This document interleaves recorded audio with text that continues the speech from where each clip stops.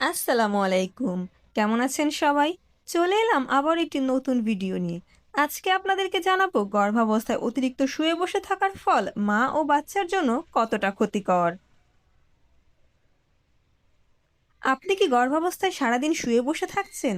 অনেকেই ভাবেন যত বেশি বিশ্রাম তত বেশি নিরাপদ মা ও বাচ্চা, কিন্তু সত্যটা উল্টোও হতে পারে।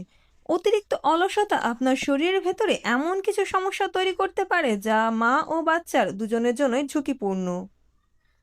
আজকের ভিডিওতে আমরা জানবো অতিরিক্ত শুয়ে বসে থাকার ক্ষতি, কেন ডাক্তাররা হালকা নড়াচড়া করতে বলেন, আর গর্ভাবস্থায় সঠিক লাইফস্টাইল কি হওয়া উচিত। কেন অতিরিক্ত বিশ্রাম ক্ষতিকর আপনি কি জানেন? প্রথমে একটা বিষয় পরিষ্কার করা দরকার। গর্ভাবস্থায় বিশ্রাম দরকার, কিন্তু অতিরিক্ত বিশ্রাম ক্ষতিকর। যখন আপনি সারাদিন শুয়ে বা বসে থাকেন, শরীরে রক্ত সঞ্চালন কমে যায়, পেশি দুর্বল হয়ে পড়ে, শরীরের শক্তি কমে যায়। ফলাফল, শরীর ধীরে ধীরে অলস হয়ে যায়, যা ডেলিভারির সময় বড় সমস্যা তৈরি করতে পারে। দীর্ঘ সময় বসে বা শুয়ে থাকলে পায়ে ফোলা, রক্ত জমাট বাঁধার ঝুঁকি, শরীরের নিচের অংশে চাপ বেড়ে যায়। এগুলো শুধু অস্বস্তিকর না, কিছু ক্ষেত্রে এটা মারাত্মকও হতে পারে। যদি আপনি খুব কম নড়াচড়া করেন, ওজন দ্রুত বেড়ে যেতে পারে, গর্ভকালীন ডায়াবেটিসের ঝুঁকি বাড়ে, উচ্চ রক্তচাপ হতে পারে। এই তিনটে জিনিসই প্রেগন্যান্সিতে হাই রিস্ক কন্ডিশন তৈরি করে। শুধু মায়ের না, বাচ্চারও গ্রোথে প্রভাবিত হতে পারে।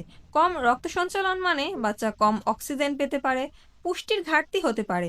তাই মায়ের অ্যাক্টিভ থাকা খুবই গুরুত্বপূর্ণ।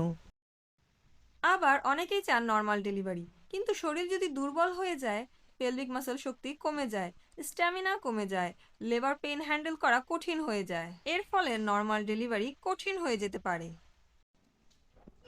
এখন সবচেয়ে গুরুত্বপূর্ণ প্রশ্ন, তাহলে কি বিশ্রাম নেব না?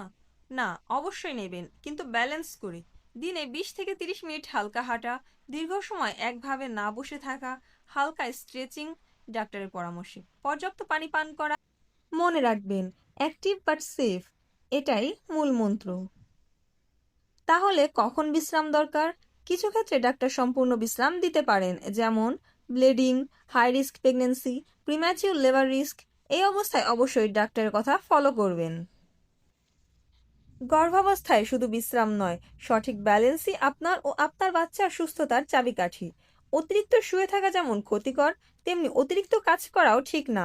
মাঝামাঝি পথটাই সঠিক পথ।